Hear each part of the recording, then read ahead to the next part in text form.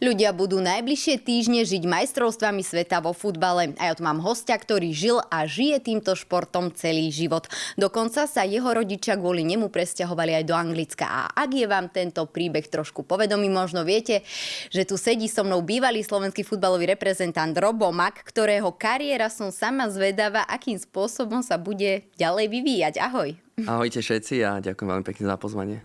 Tak je toto zrovna najčastejšia otázka, keď ťa niekto stretne, že sa ťa práve toto pýtajú, že ich to najviac zaujíma? Tak momentálne dá sa povedať, že áno a aj sám v sebe vnútri si stále nahováram, že čo teda, aby som spravil ten ďalší krok a ešte som v takej fáze rozmýšľania, takže či to nechávam porenie prejsť hlavou, aby som neurobil nejaké to rýchle rozhodnutie a dúfam, že čo najbližšej dobe to budem môcť oznámiť, chcel by som to oznámiť a uvidíme, no ale určite to bude spojené s futbalom. A prečo teda, lebo on už sa hovorilo, že to je rozlúčka doslova, teda, že prečo vôbec tak k tomu samotnému aktu rozlúčky došlo, že teda, že ak si nebol naisto presvedčený, alebo ako to vy máte, keď oznámite rozlúčku a nakoniec niekedy teda ani koniec z toho nebude, že niekto sa lúči aj 3-krát, Áno. to len raz.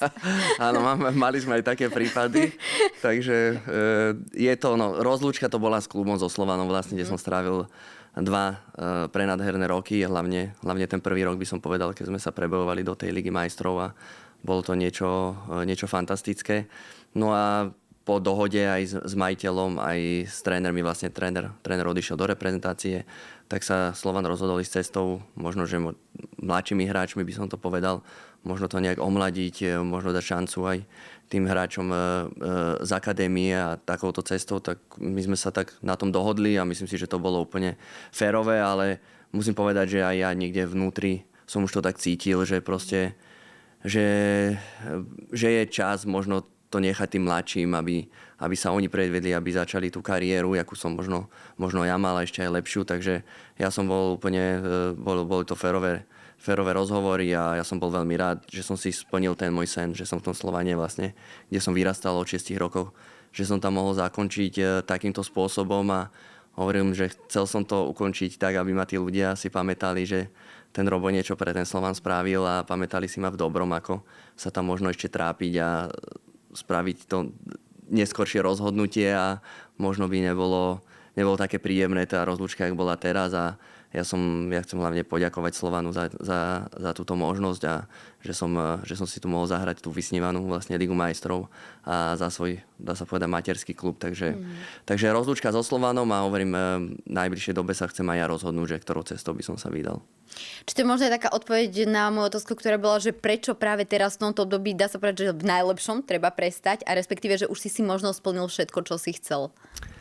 Asi si to trafila tak, že som si splnil strašne veľa vecí vo futbale, aj keď samozrejme teraz, keď sú tie majstrovstvá sveta, tak stále ťa to láka na tú atmosféru a všetko okolo toho. To sú proste nezabudnutelné zážitky, ale bol som dvakrát na majstrovstvá Európy a bolo to niečo úžasné reprezentovať svoju krajinu.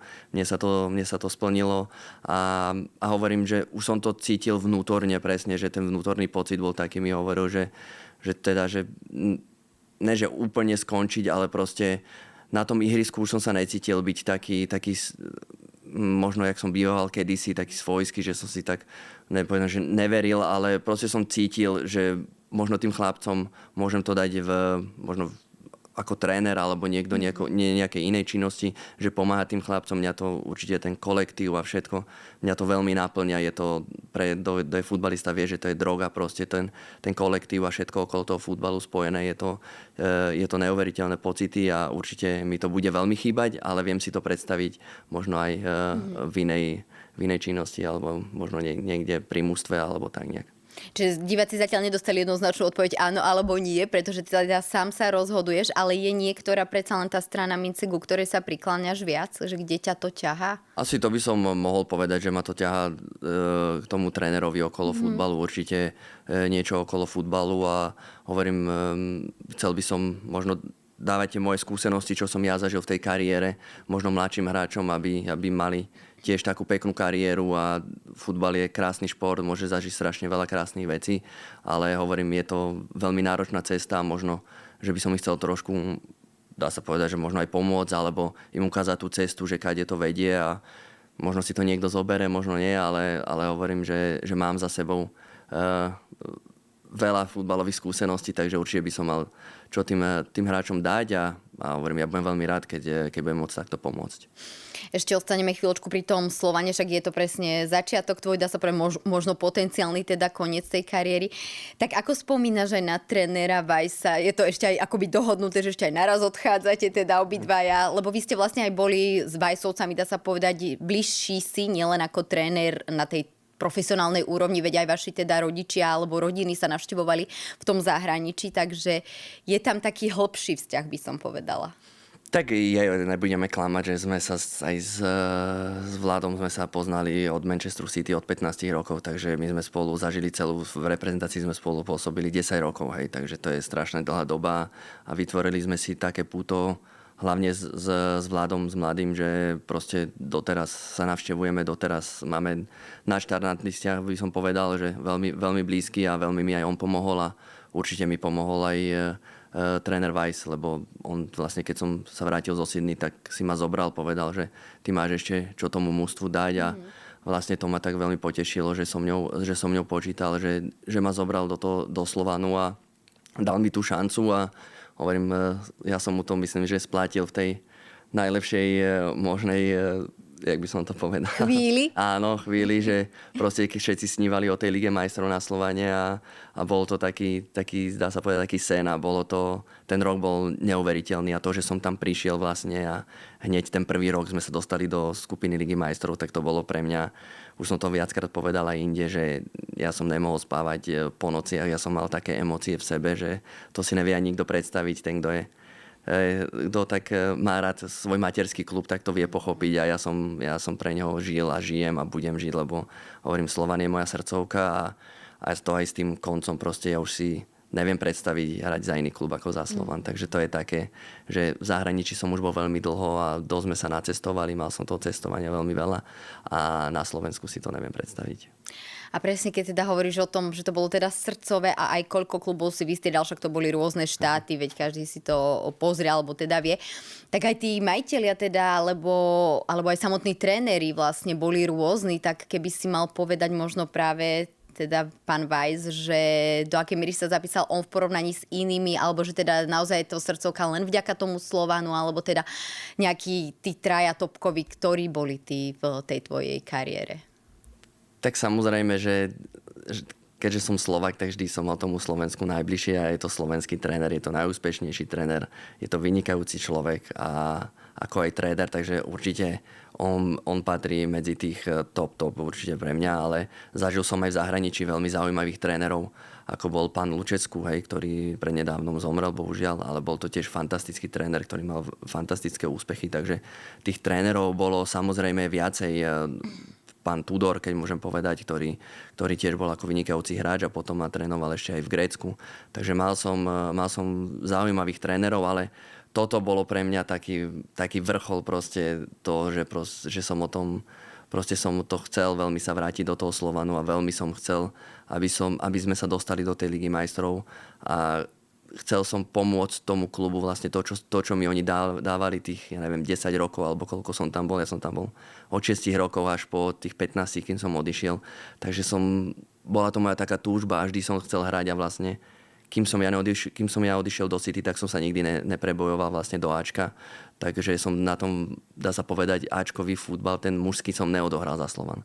Takže to bolo také pre mňa, bola to taká, ja to nazývam taká srdcovka a ja cítim proste zimomriavky aj teraz, keď si na to spomeniem. Takže hovorím, ja Slovanu veľmi pekne ďakujem aj majiteľovi, Kmotrikovcom a ďakujem aj trénerovi Weissovi všetkým, že mi dali túto možnosť a hovorím, ja som sa to snažil odplatiť najlepšie, ako som vedel a myslím si, že sa nám to hlavne ten prvý rok podarilo.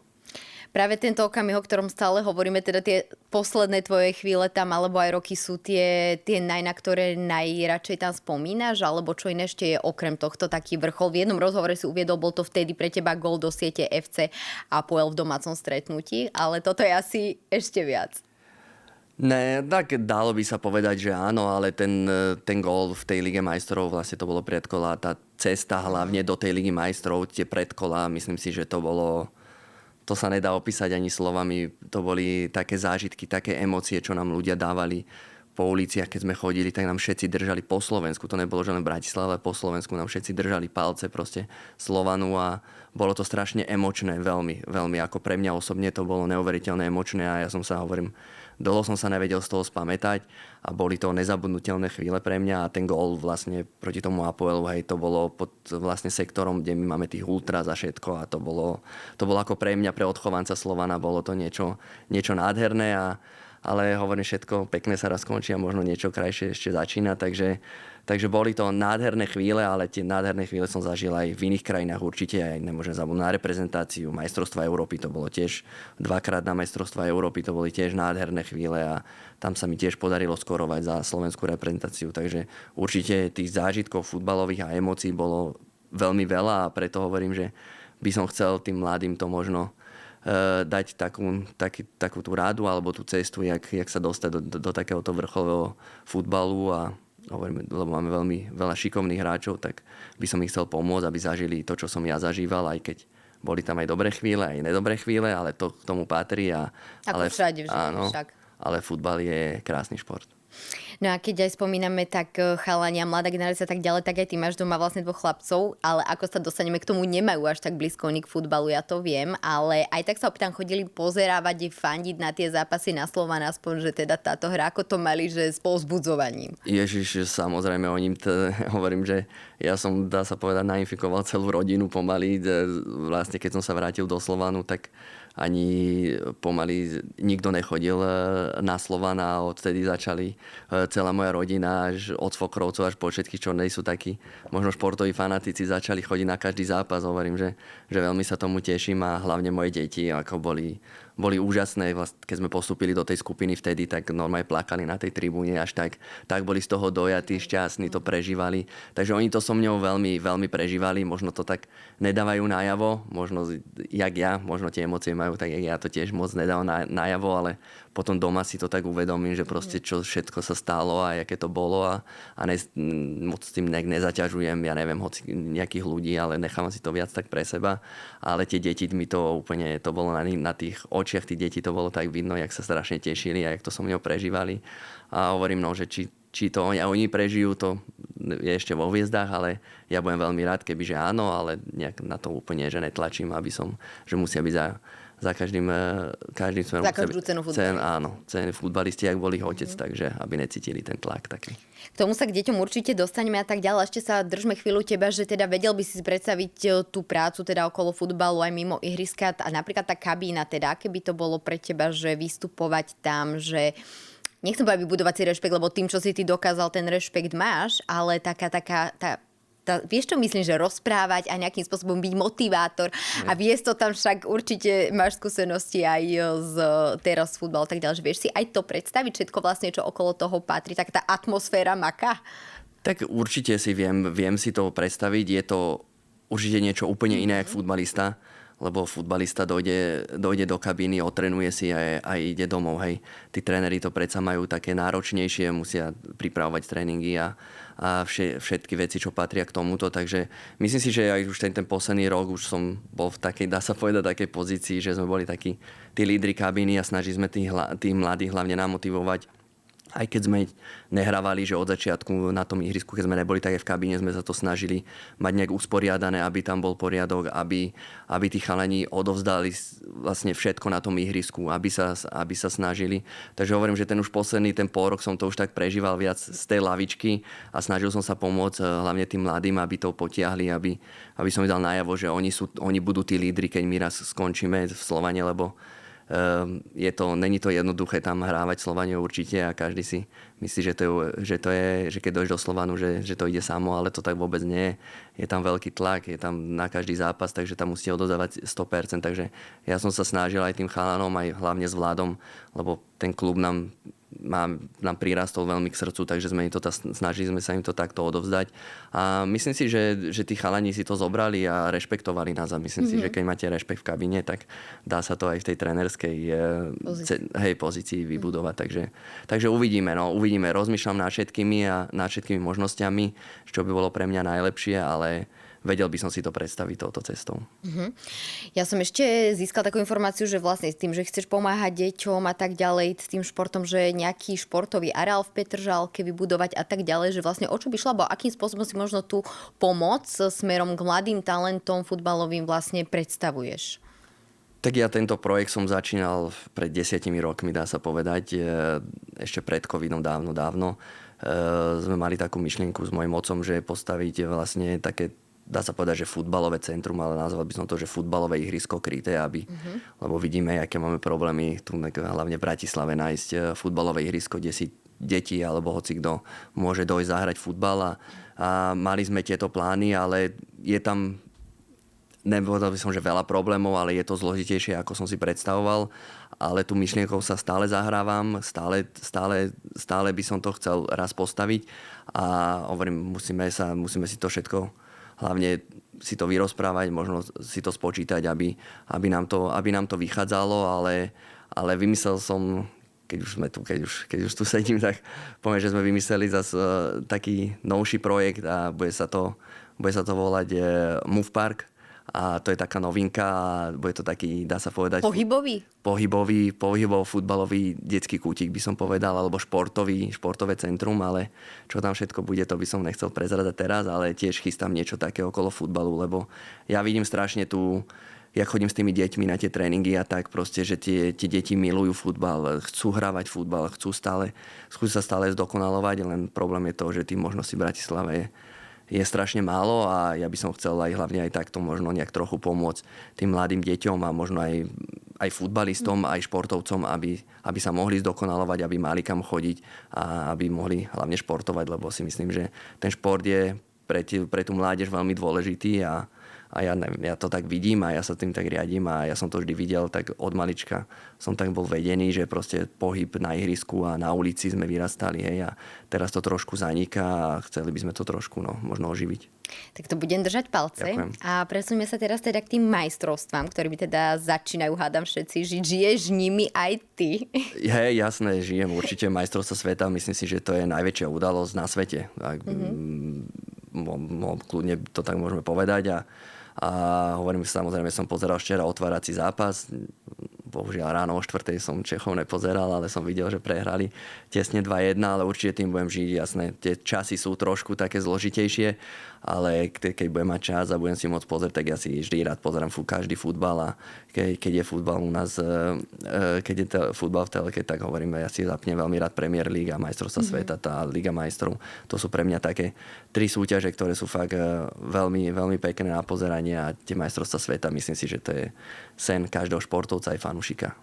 Slovensko my si teda síce bohužiaľ nezahráme, ale ty si teda veľa odovzdal týmu, strelil si 16 gólov, 77 bolo zápasov, ktoré si odohral a tých trofejí máš doma tiež asi okolo 11, teda akože teda naozaj, že máš tých skúseností, tak ako ty spomínaš na tie časy, už sme sa trošku dotkli toho na začiatku, tak čo sa tebe vynorí presne pri spomienke, že majstrovstvá sveta vo futbale, možno ktoré ti napadnú ako prvé?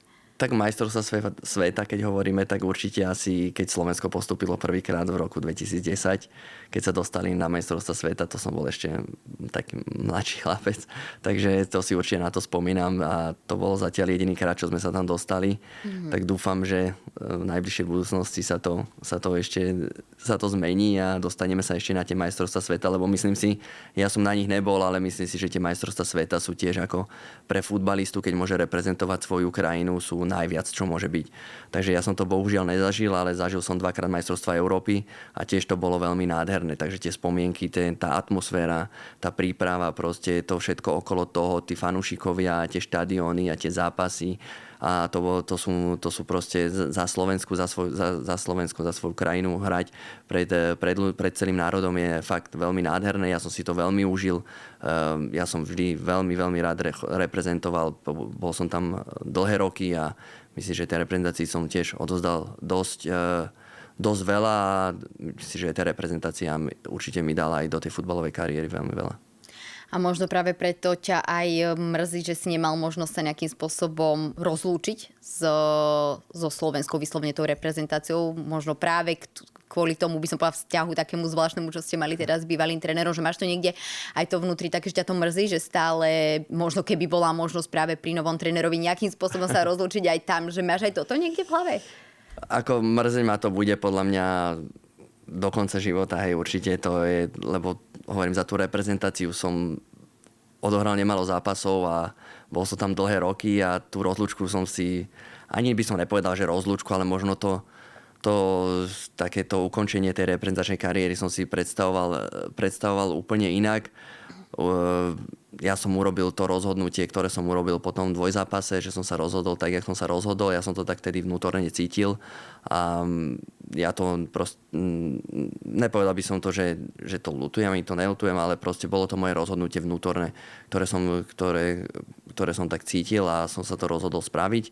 No a bohužiaľ skončilo to tak, jak to skončilo, ale ja som vôbec nezanevrel na reprezentáciu. Ja ju stále sledujem, mám tam veľa kamarátov, mám tam veľa spoluhráčov, čo som s nimi hrával, takže je tam fantastická partia. Teraz tam majú nového trénera, majú nového asistenta. Tak k tomu mierim, že či teda tá rozlúčka možno aj tak ešte vieš, nebude. Ne, ja už vôbec na toto nemyslím. Proste pre mňa to už je uzavretá kapitola. Je mi to veľmi ľúto, lebo hovorím aj som dosiahol nejaké tie góly, že som bol aj proste štvrtý najlepší strelec som doteraz v reprezentácii, takže je tam nejaká tá stopa, ale hovorím, že určite ma to bude mrzeť, ale že by som teraz volal trénerovi Vajsovi, že či sa môžem dojsť rozlučiť, tak to... Nie, myslel som to spontánne, jasné, že nie, takže dnes vybaví telefonát u Vladka, alebo čo, chápeš, ale...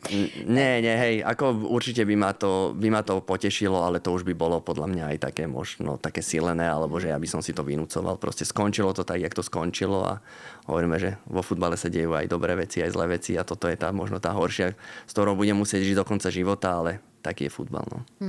No prečo sme sa teda ešte aj vlastne, čo všetko tomuto úspechu ti vlastne predchádzalo, tak to, ako som v úvode už spomenula, teda, že ste sa sťahovali aj s rodičmi do Manchesteru City, tak mamina si v tom čase našla priamo, klub je zariadil prácu v areáli futbalového štadiónu. Ocino chodil teda do školy, učil sa tam anglicky a tak ďalej, našiel si prácu vlakového stevarda. Uvedomoval si ty možno v tomto období, že vlastne čo oni tebe všetko aj obetovali svojím spôsobom, alebo teda, že akú zmenu oni v živote robili tiež? Možno takto, keď som bol mladší, som si to možno až tak neuvedomoval, jasné, ale teraz, keď už som taký starší, dá sa povedať futbalovo starší, už aj možno viac rozumnejší, tak si to tak spätne uvedomujem, že proste, keď už aj ja mám deti a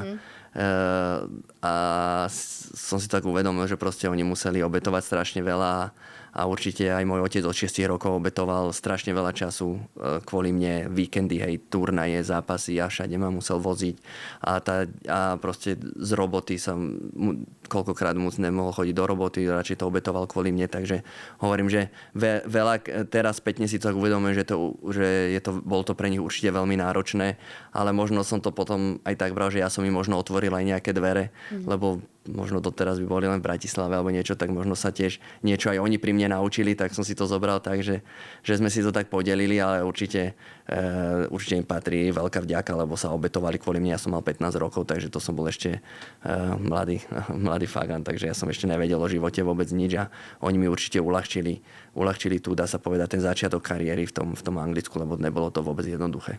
A presne tak, ty si to aj vravel, že koľkokrát slzy a tak ďalej, ale išiel si všetko, lebo si vedel, čo chceš. A teda, aké to bolo pre teba vlastne tam preraziť, alebo ako na to obdobie tvrdé driny spomínaš? Tak ja neviem, ja som to mal nejak tak v sebe od 6 rokoch, proste keď som začal ten futbal, že proste futbal. To bolo podľa mňa veľmi podstatné a to je možno teraz v tejto dobe také trošku zložitejšie s tými deťmi, že oni proste nemajú taký ten zápal, by som povedal, pre ten možno šport, nehovorím len o futbale, a že ja som ten zápal od 6 rokov mal taký neuveriteľný, že ja som obetoval úplne všetko pre futbal a samozrejme, že tam boli hodiny driny mimo tréningov, na ulici. Proste som sám na sebe pracoval, aby som sa zdokonaloval, aby som bol lepší ako tí ostatní a ja som si za tým išiel od malička úplne. a potom hovorím, že možno preto otec to mal so mňou také jednoduchšie, že ma nemusel do toho nútiť ani nič, že to bolo také prirodzené. A samozrejme v tých 15 prišiel taký ten zlomový, dá sa povedať, krok, kedy som musel opustiť vlastne rodinu, lebo prvý pol rok alebo rok som tam bol sám tiež. Sme bývali spolu s Vladom v rodine a potom až prišli naši a to bolo veľmi náročné ako pre 15-ročného chalana. A tá angličtina tiež nebola na tom najlepšie a došiel som do akadémie Manchester City, dá sa povedať, veľkou klubov v Anglicku a musel som sa tomu prispôsobiť. Proste, keď som chcel si dosiahnuť ten cieľ, ktorý som mal, tak som sa musel prispôsobiť. No ale hovorím, že ja som si išiel za tým a išiel som veľakrát cez bolesť, cez slzy, ale som si povedal, že raz mi to život vráti a no, teraz to tu máme, dá sa povedať, že ten život mi to vrátil a ja som veľmi rád, že som ten krok spravil tých 15, že som práve odišiel, lebo tá úroveň toho futbalu v Anglicku bola úplne, hlavne tej akadémii v tej mládeži bolo na úplne inej úrovni a neviem, ja stále hovorím, že ten pobyt v tom Manchester City ma strašne veľa naučil do kariéry. Tak keď sa tak spätne obhľadneš za tým všetkým, stálo to všetko, čo si obetovala, čo sa stalo za to? Jasné, teraz keď si to tak spätne pozerám, určite áno, určite neľutujem ani jednu chvíľu, čo som v živote možno aj nejaké rozhodnutia spravil. Určite tam niektoré boli, s ktorým som menej spokojný, určite niektoré, s ktorými som úplne bol že stotožnený, ale ten futbal prináša také veci, že niekedy ani to nemôžete ovplyvniť a prichádzajú tak prirodzene, takže hovorím, že ja som sa snažil dať do futbalu čo najviac a preto keď už sa tak rozprávame, tak preto ja som už dospel nejak do toho momentu teraz, ten posledný rok, že už ma to tak nenaplňa, keď som bol možno mladší a už na tom ihrisku to nie je až také, už som to nebol ja, už som to cítil, že som to není ja a že možno už som sa poberal takou inou cestou a mám možno vidiny v iných veciach a ako na tom ihrisku, ale tiež hovorím, že okolo toho futbalu by som sa chcel strašne venovať tomu futbalu, ale hovorím, ja som prešiel strašne veľa krajín, takže zažil som aj strašne veľa krásnych zážitkov, aj s rodinou sme zažili strašne krásne miesta, takže s tým futbalom viete aj veľmi veľa precestovať, ale určite to není len to všetko, čo všetci ľudia vidia, že to je všetko krásne, ja neviem, máte auto, domy, peniaze, ale to vôbec tak není. To je tak náročná cesta, že to je to, že tie deti alebo možno tá mladšia generácia si to nevie ani predstaviť, takže určite to bolo veľmi, veľmi náročné. Že by to chceli, ale nič pre to urobiť, tak to zjednodušíme. A tak hej, teraz tá doba je taká, presne. Ja to všetko vidím. mať hneď, áno. Ale ani prstom pohnúť. Áno, to ja to vidím presne. Presne si to povedal, ja to vidím na mojich deťoch, že by všetko chceli mať, všetko hneď, lebo vidím to tam na tie internety, to je niekedy pliaga strašná, lebo oni to tam všetko vidia, oni to chcú mať, len ja im hovorím vždy, že ale vy si uvedomujete, čo všetko predchádza tomu, takže to by som chcel tým deťom tak možno dať takú tú cestu, že všetko, čo k tomu predchádza, aby neverili všetkému, čo sa deje na tom internete. Ocino sme už opísali, že vlastne je skvelý a za veľa mu vďačíš a že ťa podporoval a teda aj si možno aj vďaka nemu tam, kde si z istej miery. A on povedal takú peknú vetu, že niektoré zážitky je ťažko opísať, keď ste ich nezažili na vlastnej koži. Neraz mi vyhrkli slzy, naplňalo ma šťastím, keď bol on šťastný, respektíve uznávaný. Tak ako ty vlastne vnímaš toho svojho otca? Je aj on tebe vzorom takým, akým by si ty chcel byť, alebo sa snažíš byť pri tých svojich chlapcoch? Až vidím, že sa ťa zaleskli. Je to krásne, pravda? Hej, pekne to povedal, ale to som ani nevidel, kde to bolo, tak to si musím prečítať. Určite otec bol pre mňa najväčšia opora, dá sa povedať, lebo ja by som nechcel nejak, že mamina nebola, určite aj mamina v tom má veľkú rolu, ale ten otec so mňou chodieval po tých turnajoch, to som mňou prežíval strašne veľa času tomu futbalu a hlavne mne venoval, takže všade som ňou cestoval a hlavne keď sme bývali spolu, tak to hovorím v tej situácii, keď som býval s rodičmi, tak hrozne veľa tomu obetoval a teraz presne ho chápem, že čo všetko musel obetovať, čo ja musím pre tie deti obetovať, takže úplne mu rozumiem.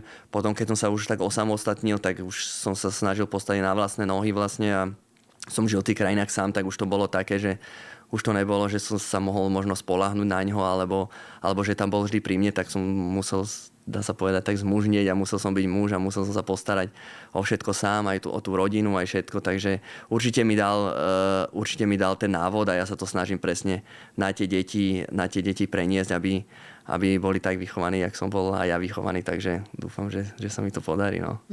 Tak ako sme už pri tej rodine, tak ja sa opýtam, aký má názor manželka Zuzka teda na kariéru, do akej miery možno ti ona hovorí do futbalu a tak ďalej? No to bolo, ja keď som Zuzku spoznal, tak ona vlastne z jej strany rodiny oni o futbale nevedeli nič. Takže to bolo také, že ona vôbec nevedela, ona vôbec nemala záujem. Ona ani doteraz podľa mňa niektoré veci nevie ani, niekedy sa ma pýta, že spoluhráči a takto, že ona si nevie ani mena niektoré zapamätať, že s tým má problémy. Ale musím povedať, že bola moja, asi dá sa povedať, najväčšia opora, keď som už začal žiť sám, lebo si myslím, že ona ma vždy v tých ťažkých časoch, keď som mal, tam ma vedela podporiť a vlastne mne bolo niekedy aj ľúto, lebo vždy sa musela prispôsobovať mne vlastne a celý tých 10 rokov, alebo koľko sme boli, možno 12 rokov, čo som bol v zahraničí, tak musela obetovať vlastne ten svoj život na úkor mňa a myslím si, že to robila fantasticky, že mi vytvorila tú pohodu a vlastne my sme aj mladí rodičia, prišli vlastne aj deti v mladom veku a myslím si, že jak ona vychovala našich synov, tak môže byť na seba určite hrdá a určite som jej veľmi vďačný.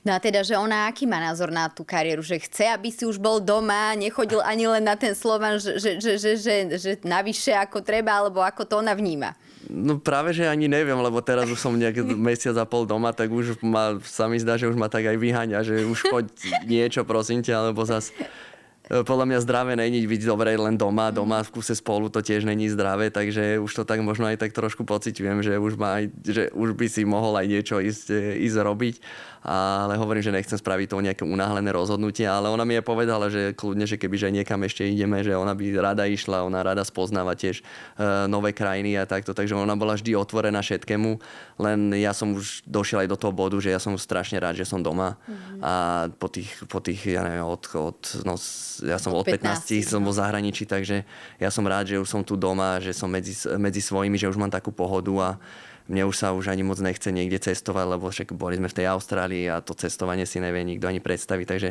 ja mám z toho, dá sa povedať, takú možno aj trošku traumu z toho cestovania, že zás niekam ísť a do nového prostredia.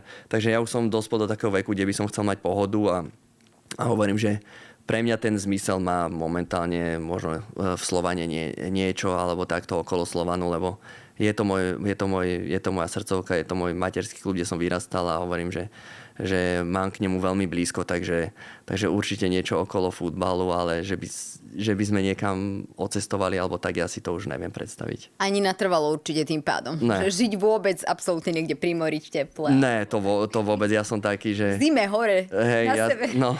Ja som taký, že ja mám Bratislavu veľmi rád. Ja som tu vyrastal, ja som od maličky, ja som vyrastal v Petržalke, takže ja som veľmi bratislavský typ a žena si zo mňa aj robí aj srandu, že stále len Bratislava, ale ja ju fakt mám rád a rád tu trávim čas a myslím si, že to je krásne mesto na žitie a hovorím, že keď niekam chceme ísť alebo tak určite na tie dovolenky a tak to určite to je v pohode, ale hovorím, že ja už by som si nevedel predstaviť sa niekam odsťahovať natrvalo.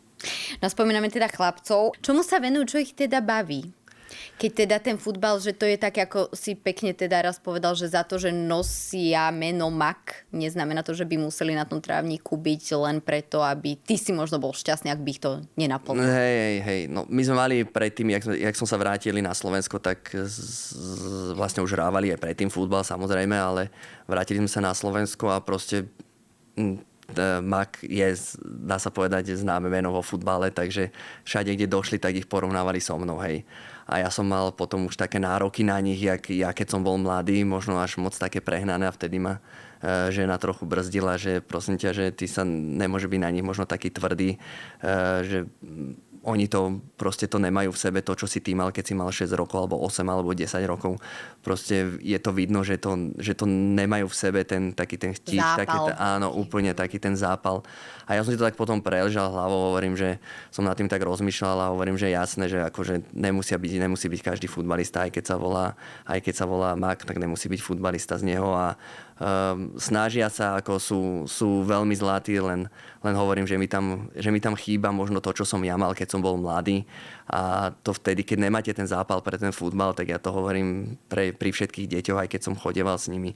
Hovorím tam, keď ten zápal není pre ten futbal, tak je to veľmi náročné. To musíte preto obetovať strašne veľa od malička, aj presne pomimo, aj vo voľnom čase a takto. A oni to majú, no oni sú v takej dobe. Ale trénujú. Trénujú, áno, chodia na ale- futbal, trénujú, snažia sa, všetko. Ja budem veľmi rád, keď sa im bude dariť, to sa kľudne môže ešte otočiť, to nikto vo futbale nikdy neviete. Ja budem veľmi rád, sú aj šikovní, že majú to, len hovorím, že mne u nich chýba takých ten zápal, čo som ja mal a to im tak nejak snažím sa dávať do hlavy, že proste, že to není len, že si odtrenuješ a ideš domov a sadneš si za mobil. To tak nefunguje proste. Ty musíš pre ten futbal obetovať všetok svoj čas, keď si byť na takej profesionálnej úrovni. Ale hovorím, že on sa narodil do takej doby s tými telefónmi a s tým bojujeme najviac a proste tá technológia, ten internet, není to ich chyba, ale tak snažíme sa ich nejak viesť touto cestou a uvidíme, ale ja by som bol najšťastnejší, jasné, kebyže sú futbalisti, ale hovorím, že berem to takou triezvou hlavou, dá sa povedať. No a máte nejaké pravidlá nastolené, čo sa týka týchto, lebo je teda ťažké ich motivovať možno aj k tomu pohybu navyše, povedzme, keďže teda idú mobily, tablety, telky, všetko, tak platia nejaké pravidlá, že ja neviem, koľko majú vytýčené, alebo že môžu mať sociálne siete, alebo niečo také? O tomto máme debatu každý deň doma sa v kúse kvôli tomu, nepoviem som, že hádame, ale v kúse viete, aké sú deti teraz, no proste telefón, toto, tamto, videá, Robloxy a ja neviem, čo sú to za všetko, to už ani ja neovládam a proste mňa to strašne vnútorne tak škrie vnútri, že proste toľko vecí, čo sa dá robiť vonku, hlavne na ulici máte toľko možností, že snažíme sa aj my so ženou i v kúse v tom voľnom čase aj brávať, ja neviem, na bicykle, chodíme na prechádzky, snažíme sa ich brávať von, aby strávili čo najviac času vonku, lebo však sedia v tej škole, neviem, do 3. alebo do kedy a potom oni chcú dojsť domov a oni chcú zase sedieť za počítačom, hovorím, to tak nefunguje, to sa nedá. Takže snažíme sa im nastaviť nejaké pravidlá, nejaké tam máme, no dodržiavajú sa ako kedy, samozrejme, podľa nálady, ale hovorím, že aj žena sa veľmi snaží, aby športovali, aby sa hýbali, aby trávili čo najviac času aj v tom kolektíve, lebo to je tiež veľmi dôležité. Teraz ten kolektív je väčšinou na internete, sa stretávajú. Takže to ma tiež ide z toho vystrieť, že proste oni povedia, že oni sa stretnú doma na internete, že to je ich vlastne kolektív. Hovorím, že OK, že chvíľu, ako snažíme sa im to obmedzovať. Je to veľmi náročné, musíte vedieť, veľmi, veľmi dobre vedieť pracovať s touto dobou detí a my sa to snažíme nejak ukočírovať, ale nie je to jednoduché. No. Aké je tam nejaké to pravidlo? To ma zaujíma, ak nám prezradíš. Tak snažíme sa, myslím si, že každý je tam time limit, to má asi podľa mňa už každý rodič nastavené, ale potom už máte, však dajte time limit na telefóne, teraz sú telky, teraz tam sa dá YouTube pozerať, tam sa dá toto pozerať, tam už toto, ja by som musel vyhodiť celý dom, internet a to hovorím, že bez internetu mi nefunguje dom, takže hovorím, ja už neviem, čo mám s vami, čo mám urobiť, ešte hovorím, že ste aj dvaja niekedy, že sa zahrajte spolu, no tak keď sa majú hrať spolu, tak zase dvaja bratia sa medzi sebou súperia, mladší so starším.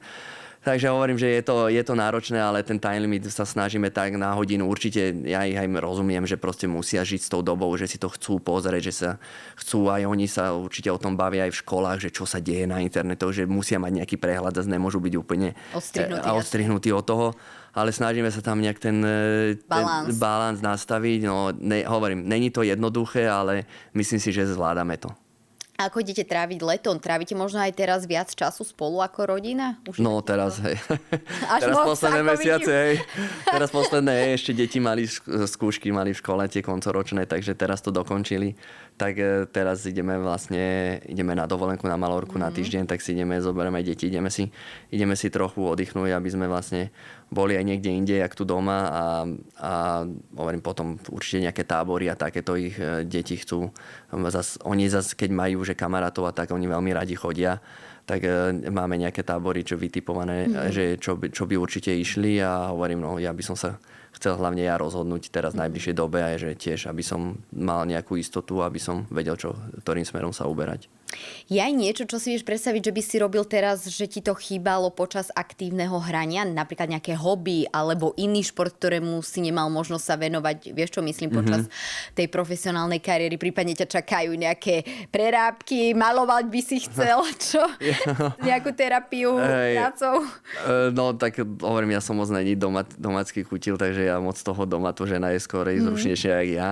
Takže teraz mám viac času, akurát minule sa smiala, že odkedy si doma, ty už začínaš aj raňajky deťom robiť a takto, takže hovorím, že hej, toho času tam je viacej, ale Určite pri tej futbalovej kariére ja som mal strašne málo času a chcel som robiť strašne veľa športov. Hlavne ja som taký, že športový a moc tie iné veci som nemal v obľúbe, všetko okolí športu, čo sa hokej, tenis, futbal ani moc ne, toho som mal strašne veľa, ale tieto športové veci som mal strašne rád a tie som nemohol robiť aj kvôli zraneniam, proste aby sa náhodou niečo nestalo. Milujem lyžovať, lyžovanie, na to sa tiež veľmi, veľmi teším, lebo veľmi radi chodíme lyžovať, takže určite budem chodiť viacej na lyžovačky, ale hovorím, asi budem musieť aj viac sa venovať domácnosti teraz. Ale niečo také, vieš, čo si nemohol, napríklad presne rizikové športy, alebo čo však to vieš, že nie je vyslovené nič také špeciálne, čo by si mal, že som si odkladal na Nebolo nič také úplne, že by som povedal špeciálne. To lyžovanie bolo veľakrát, že proste som nemohol, lebo som mal v zmluve bolo, že sa nemôže lyžovať lebo to je veľmi nebezpečné pre profesionálnych futbalistov, áno. Takže to bolo také, že som sa tomu tak vyhýbal a vždy som hovoril, že chcem ísť strašne na hory, chcem ísť tam lyžovať a tam. Takže asi by som povedal, že toto lyžovanie, ale tie ostatné veci myslím si, že všetko sa dalo popri tom futbale, keď bola tá dovolenka, hlavne tá zimná, lebo keď boli, tak sme mali aj mesiac voľno, že sme išli na tú dovolenku. Ja som si chcel hlavne oddychnúť a možno, že teraz budem viac taký aktívnejší. Doma. No a ako sa ti to páči zatiaľ? Ako sa ti páči viesť sem tam tú domácnosť? Tak nebol som na to zvyknutý, musím povedať pravdu, že ja v tej domácnosti, ja som veľakrát aj nebol toľkokrát doma, aj s tými deťmi som netrávil možno toľko času, jak by som mal. Že ten čas tam fakt, keď som bol hlavne v zahraničí, sme strašne veľa cestovali. Hlavne keď som bol v Rusku, tam som bol 4 roky a tam sme extrémne veľa cestovali. Takže to bolo, že to sme akurát spomínali, že ja som vtedy deti nevidel ani vyrastať, ani nič. Takže myslím si, že sa venujem strašne veľa deťom. Ja milujem moje deti a ja pre nich by som spravil všetko. Takže hovorím, že ja sa im tak venujem, snažím s nimi chodiť na tréningy, snažím sa keď mám čas, aby som sa ich pozeral, aby som sa im venoval a robiť hlavne pre deti tie aktivity. No, to ja som taký, že tým deťom by som sa chcem venovať, aby mali nejakú peknú budúcnosť, možno ako ja. No a začali sme futbalom, tak skončíme futbalom. Koho tipuješ na majstra sveta tento rok? Víťaz majstrovstiev sveta, bude to podľa mňa veľmi náročné, ale vidím tam Francúzov, Argentínu, Španielov, ale jedného favorita by som nevedel povedať, ale z týchto troch by som asi povedal, že títo traja by to mohli byť. Super, tak ja ti ďakujem veľmi pekne, že si prišiel za príjemný rozhovor a držím palce, aby si sa rozhodol najsprávnejšie, tak aby si bol v konečnom dôsledku šťastný hlavne. A ja ďakujem veľmi pekne za pozvanie a bolo to veľmi príjemné. No a my sa od Robamaka môžeme posunúť rovno na trávniky. Všetky zápasy vám prinesieme na Jošport, takže určite sledujte a nenechajte si nič uniknúť.